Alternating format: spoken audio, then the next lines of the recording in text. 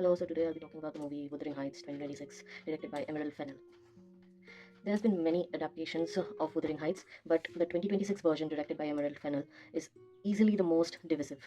Starring Margot Robbie and Jacob Elordi, the film leans heavily into sensuality and spectacle, sometimes at the expense of emotions. The original novel by Emily Bronte is not simply a tragic romance, it is also a story about cruelty, obsession, class resentment, generational trauma, and emotional destruction.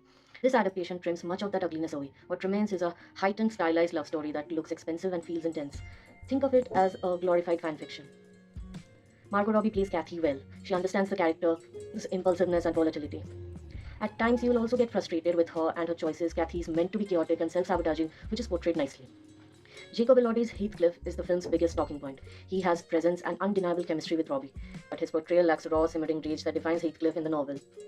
In Bronte's story, Heathcliff is shaped by humiliation, exclusion, and lifelong resentment. The film touches on this but is never fully explores it. Instead, it presents him as a brooding and magnetic, more romantic lead than a damaged antihero. The film is carefully composed and technically impressive. The problem is that style often overwhelms substance.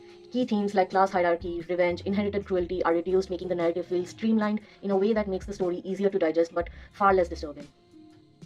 The striking cinematography is the highlight of the film. Other than that, the story feels simplified compared to the novel. All the marketing about how dark and freaky it would be, and it's basically just horny and well shot. Heathcliff was supposed to scare me, not drift into a tragic soft boy territory. As a standalone romantic or anti romantic drama, whatever way you want to perceive it, Wuthering Heights is compelling. But for those who have read the book, it might be disappointing. So, this was the review. Bye.